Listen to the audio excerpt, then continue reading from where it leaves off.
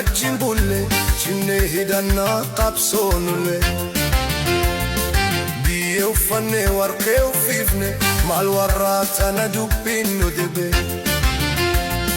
har'aa boru godaanu jenne godaanuu didan maaru wayyure keessana gubee waa'een kaanku garaa lafiinni ammanaamu Addis Ababa miti maqaan ishee Finfinnee jedhi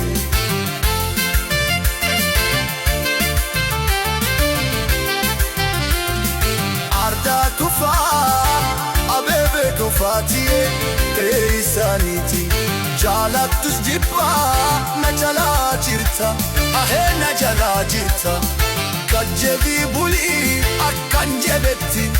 ahee kufteeni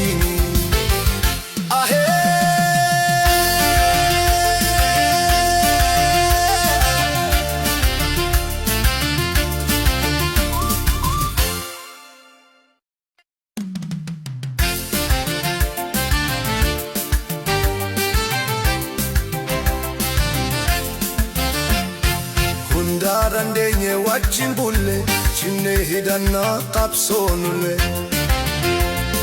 biyyee uffannee warqee uffiifne maal warraa tana dubbiin nu dibe har'aa boru godaanu jenne godaanuu didan maaru wayyure keessana gubee waa'een kaanku garaa lafiinni ammanaamu Addis Ababa miti maqaan ishee Finfinnee jedhi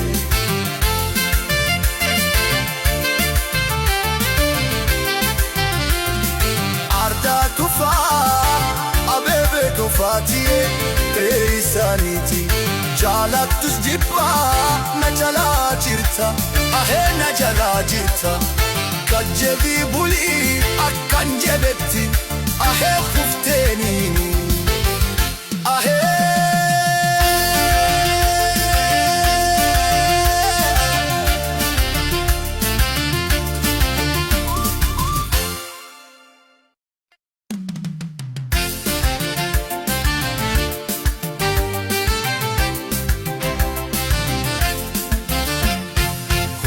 Dandeenye wajjin bulle cinnee hidhannaa qabsoonullee biyyee uffannee warqee uffiifne maal warraa tana dubbiin nu dibe har'aa boru godaanu jenne godaanuu didan maaru wayyure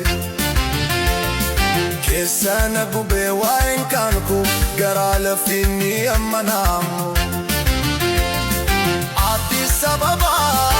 miti maqaan ishee Finfinnee jedhi